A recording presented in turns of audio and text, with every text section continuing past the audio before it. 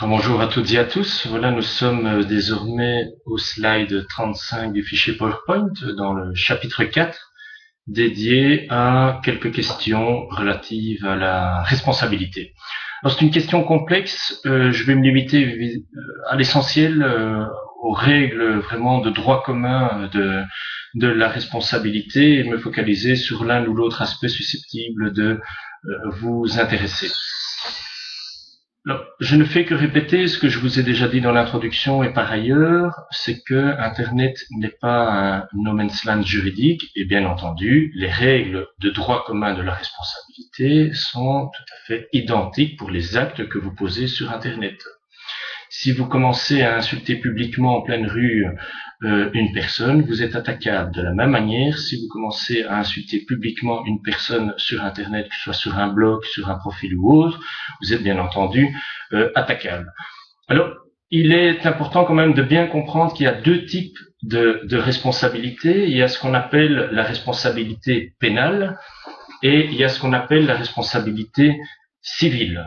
Alors, dans le cadre de la responsabilité pénale, l'idée, c'est que le législateur va considérer que toute une série de comportements qu'il va décrire dans une disposition légale sont suffisamment graves pour mériter une sanction dite pénale, qui peut être une peine d'amende ou une peine de prison ou les deux.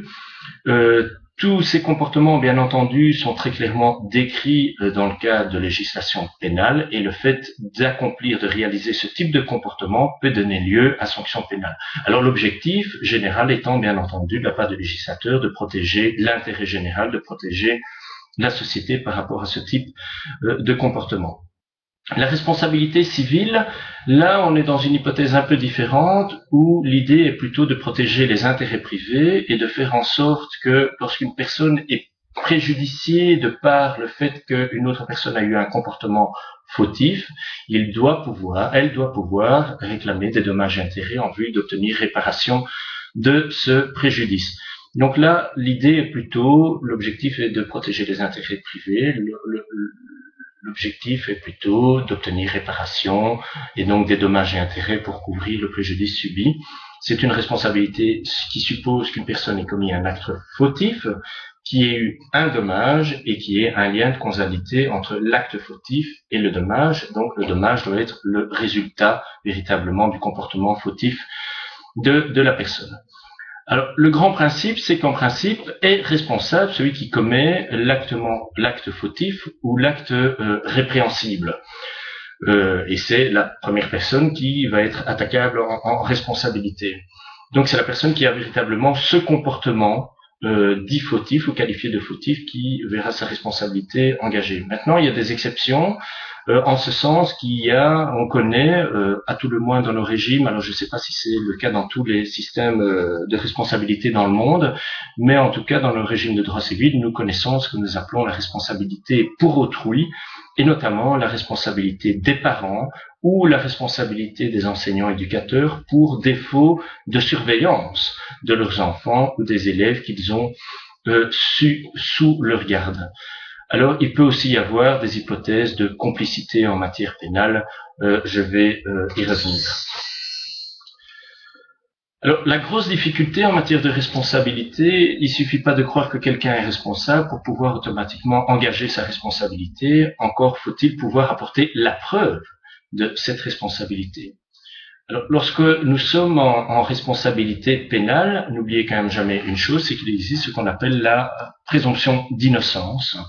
La présomption d'innocence, donc, qui fait que tant qu'on n'a pas prouvé qu'une personne est coupable, sa responsabilité pénale ne sera pas engagée. Et la preuve, là, devient pas nécessairement facile, puisqu'il faudra non seulement prouver qu'il a eu le comportement infractionnel, c'est ce qu'on appelle l'élément matériel de l'infraction, donc il faudra s'assurer que le comportement qu'il a eu est bien celui qui est récriminé par le législateur. Il faudra en plus prouver un élément intentionnel, c'est-à-dire prouver que la personne le faisait en étant véritablement consciente de son acte et qu'il le faisait dans le but de nuire, de porter atteinte à autrui. En matière de responsabilité civile, il faudra là prouver la faute, donc aller prouver que le comportement que la personne a eu peut être considéré comme un comportement fautif par rapport à un critère abstrait qui est un critère du bon père de famille. Il faudra prouver qu'il y a eu dommage. Il faudra évidemment prouver non seulement la réalité de ce dommage, mais en plus le montant du dommage pour réclamer un certain montant de dommages et intérêts. Et il faudra en plus prouver le lien de causalité entre les deux. Alors c'est théoriquement facile à dire. En pratique, c'est jamais nécessairement facile. Pourquoi? Et particulièrement sur Internet, parce que sur Internet, je vous ai dit, c'est vrai, il y a beaucoup de traces qui restent, mais une personne un peu maligne peut aussi faire assez facilement disparaître toutes ces preuves, toutes ces traces, ou vous-même, qui souhaitez entamer la responsabilité ou engager la responsabilité d'autrui, parfois vous allez peut-être oublier de conserver ces traces, de conserver les moyens de preuve qui pourront prouver que tel ou tel comportement a eu lieu, que tel ou tel fait s'est produit. Et on néglige malheureusement en droit trop souvent ces preuves, mais il suffit pas d'être convaincu de son bon droit pour gagner un procès, il faut encore être à même de pouvoir porter la preuve de ce droit ou de faits qui se sont réalisés. Alors prenons un cas de figure qui n'est certainement pas exceptionnel, c'est le gamin qui va poster une photo de sa petite amie nue sur Facebook. Alors bien entendu, c'est attaquable et il est bien normal que les parents ou que l'enfant préjudice victime de ce type de choses puisse réagir assez rapidement. Alors bien sûr, il y aura une réaction qui sera plus sociale, pédagogique, où on va prendre contact avec les parents, avec l'enfant, essayer de discuter de la gravité de la chose, mais il peut y avoir une réaction qui est beaucoup plus judiciaire, beaucoup plus agressive. Alors, à mettre en œuvre, ce sera pas nécessairement facile, parce qu'entre-temps, peut-être que la photo aura disparu, peut-être que le gamin aura fait disparaître la photo, qu'il n'y aura pas de témoin, que vous-même n'avez pas pris une copie, une image écran de ce qui s'est passé, ou à tout le moins certainement pas par une personne assermentée, dont on ne pourra pas mettre en doute le moyen de preuve ainsi récolté. Rien n'empêcherait aussi au gamin qui a prétendument mis cette photo de son ami nu d'aller dire que son profil a été hacké.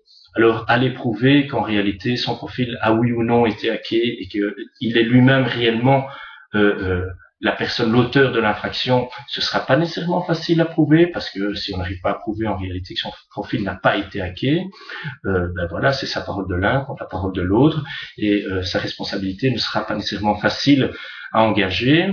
Et encore même, on arriverait à apporter cette preuve. Encore faudra-t-il faire la preuve du dommage. Qu'est-ce qu'on va réclamer? Est-ce que c'est la preuve d'un dommage psychologique? Et pour réclamer quoi? La preuve d'un dommage, d'un préjudice financier? Pour réclamer quel montant?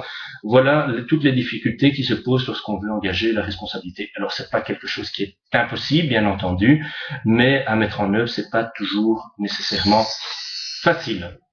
Alors, une question qui pourrait probablement intéresser certains d'entre vous, c'est de savoir, oui, ok, il y a la responsabilité de la personne qui a commis l'infraction, et en l'occurrence, ça pourrait être des élèves dans le cas d'un établissement scolaire. La question qui se pose aussi, est-ce que la responsabilité de l'école pourrait être engagée? Et là se pose la question de la responsabilité pénale de l'école, et se pose la question de la responsabilité civile de l'école. Première question, est-ce que dès lors qu'un élève commettrait une infraction pénale à partir du réseau de l'établissement scolaire, est-ce qu'on pourrait imaginer dans ce cadre-là que la responsabilité de l'école, la responsabilité pénale de l'école soit également engagée? Alors ce serait le cas de l'élève qui commettrait des actes terroristes, des actes de hacking, des actes simplement du spamming, des escroqueries, du téléchargement de contenu pédophile, ferait des utilisations frauduleuses de cartes de crédit qui auraient été volées, ferait de la vente illicite de drogue, de médicaments, voire même d'armes ou autres, ferait de la calomnie, ou tout simplement de la violation de droit au respect de la vie privée ou de droit d'auteur. Est-ce que oui ou non, la responsabilité pénale de l'école peut être engagée dans ce cadre-là au motif que, quelque part, l'élève a utilisé le réseau informatique de l'école pour faire ce genre de choses. Alors, pour que l'école soit considérée comme pénalement responsable, elle devrait être au moins considérée comme auteur ou co-auteur de l'infraction. Alors, pour être considérée comme co-auteur de l'infraction, encore faut-il que l'école ait participé non seulement à l'élément matériel et à l'élément moral de l'infraction.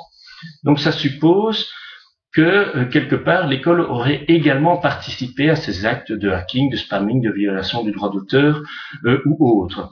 Et il faudrait en plus prouver que l'école était bien consciente que ça se faisait, donc notamment un responsable de l'école faisait ce genre de choses et qu'il avait l'intention de le faire avec l'élève en question. Alors, autant dire que l'hypothèse risque d'être rare. Elle n'est pas impossible, elle peut arriver, mais elle sera probablement extrêmement rare. Et même si elle se présente, encore faudra-t-il le prouver, puisque, je vous l'ai dit, prouver ces deux éléments pour pouvoir engager la responsabilité pénale sont deux éléments assez difficiles à prouver, et donc on peut probablement considérer qu'il y a peu de chances que la responsabilité pénale de l'école soit engagée, ce qui ne veut pas dire qu'on ne pourrait pas engager la responsabilité civile de l'école, notamment pour défaut de surveillance éventuelle. L'école pourrait être considérée comme complice, c'est la même réflexion, il faut apporter aussi la preuve de l'élément matériel, de l'élément intentionnel, preuve extrêmement difficile à apporter, à tout le moins si l'école n'a pas véritablement participé comme complice à la réalisation de l'infraction.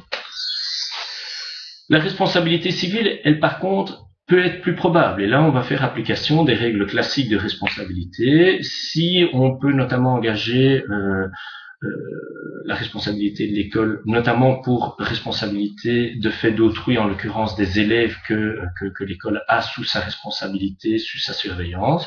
Si on arrive à apporter la preuve qu'il y a un véritable défaut de surveillance de la part de l'école, alors effectivement, on pourrait imaginer d'engager la responsabilité civile de l'école.